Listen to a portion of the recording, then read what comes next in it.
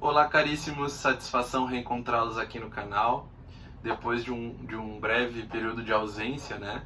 Como a maioria de vocês já tem conhecimento, minha esposa se encontra em final de gestação e em meio ao caos que a gente tem vivenciado, né? Essa circunstância que muita alegria nos traz, também traz vários desafios, né? E a preparação e a organização e a logística para o recebimento dessa criança, o nosso amado Vicente, tem sido também alvo de muito empenho de nossa parte. Então, justificada aí a minha ausência por esses dias, não é? Me cumpre hoje retomar as postagens e aí numa perspectiva bastante peculiar. Hoje eu não trago aqui para vossas excelências conteúdo, matéria, disciplina que é cobrada em concurso público, que é cobrada em exame de ordem, que é cobrada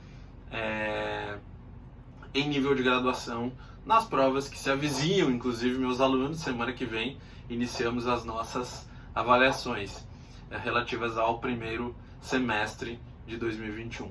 Bueno, gurizada, eu quero tratar com vocês hoje a respeito do populismo penal, do direito penal midiático, da mediatização do direito penal, espetacularização do processo penal, né? Antes de efetivamente adentrar nas minudências daquilo que é a nossa proposta para hoje, eu queria salientar que ninguém aqui está dizendo que é algo louvável, que é algo que traga alegria para alguém. Ninguém tem esse absurdo, né? Ninguém faria esse absurdo de dizer que o falecimento do menino Henri, um menino cheio de vida, um menino animado, um menino lindo, seria algo a ser comemorado. Pelo amor de Deus, não tem nada a ver com isso.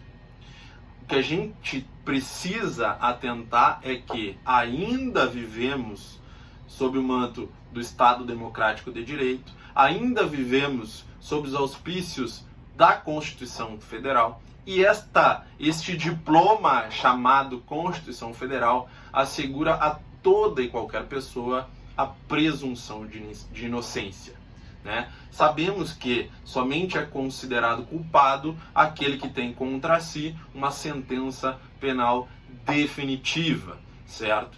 Estamos diante de um episódio completamente lamentável, de uma tristeza rotunda, de realmente nos sensibilizar inclusive, digo eu, e isso é um mantra em todas as minhas aulas, é direito da vítima reagir da forma que for, né? Eu não sei como eu reagiria me colocando no lugar do pai do menino Henri. Aliás, até desconfio que a minha reação seria muito mais severa. Mas não é por isso que as garantias fundamentais têm que ser vilipendiadas, têm que ser desrespeitadas.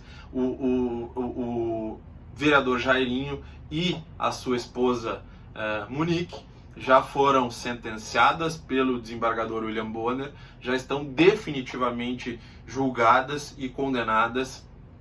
Há inclusive um forte movimento de torcida pela morte da Monique, que contraiu a Covid-19, que é o grande problema do nosso tempo, né? Então isso também é abjeto, isso também é asqueroso. A gente legitimar esse tipo de comportamento significa voltarmos à selvageria, como gosta de chamar o Auri Lopes Jr., a barbárie, e não podemos admitir esse tipo de comportamento, certo? Nós temos que sim fazer valer as garantias fundamentais que valem para todos, quer gostemos ou não.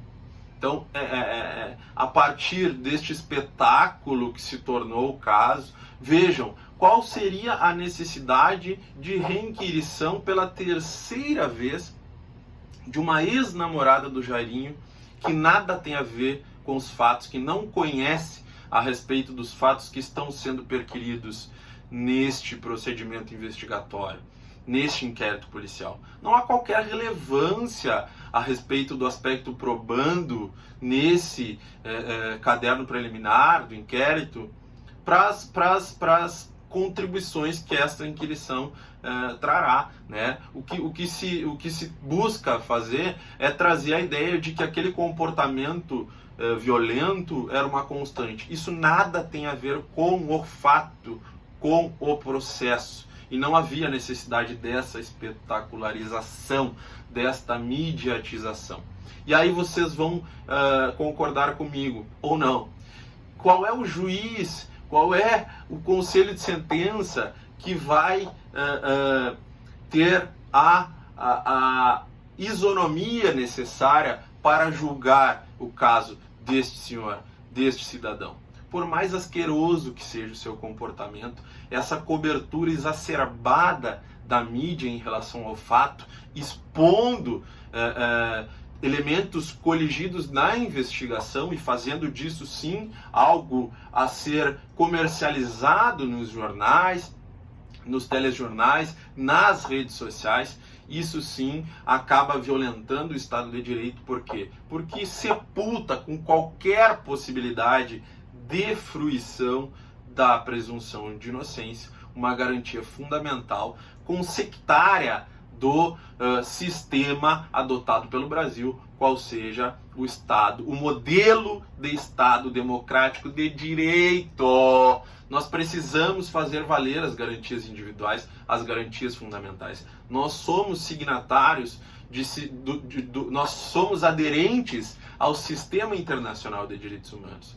Nós somos um país que deveria primar pelos valores constitucionais, pela axiologia que a Constituição Federal desenha para a manifestação do direito e do processo penal. Então, caríssimos, é preciso que nós, que trabalhamos com o direito, que atuamos em favor do direito, compromissados com o direito, sempre levemos em conta as garantias fundamentais, as garantias individuais, todo o arcabouço protetivo que a nossa Constituição Federal traz em favor de todo e qualquer cidadão.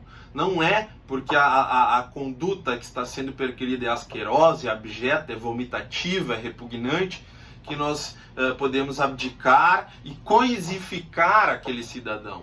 Não é possível. Não é, assim agindo, nós estaríamos consagrando o tão propalado e propagado direito penal do inimigo, onde o sujeito perde o status de ser humano e passa a ser uma coisa, já que ele é um inimigo do sistema e ele se põe contra o sistema e não valida a vigência e a manifestação desse sistema. Não podemos admitir isso. Por quê? Porque assim nós estaríamos, mais uma vez repito, regredindo a lei do talhão, ao olho por olho, dente por dente. E isso, senhores, nós sabemos que culmina em arbitrariedade, que culmina em qualquer modo, em qualquer tempo, de qualquer modo, melhor dizendo, em qualquer tempo, com violência, com retroalimentação do círculo da violência. Não podemos permitir, devemos nos insurgir, senhores. Então, caríssimos, eu queria deixar essa reflexão a todos.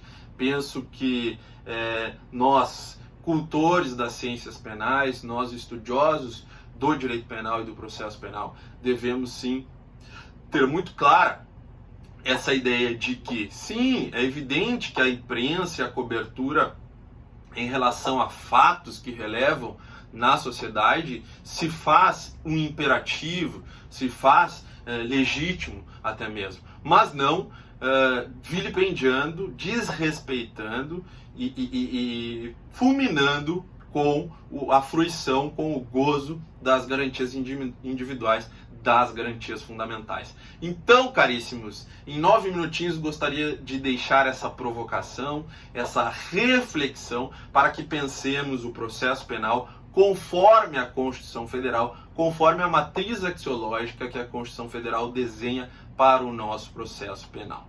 Beleza?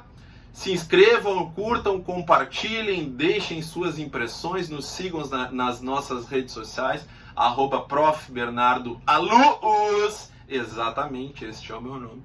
Estamos retomando aos poucos, na medida em que a agenda possibilitar, este projeto que sim é verticalizado com muito carinho, com muita dedicação e sem qualquer perspectiva de cobranças pecuniárias, por assim dizer, certo? Um forte abraço, cuidem-se todos contra o coronavírus, Fiquem em casa, isolamento social, que estejamos juntos para as próximas jornadas, sempre com muita fé, com muita resiliência, com muita perseverança.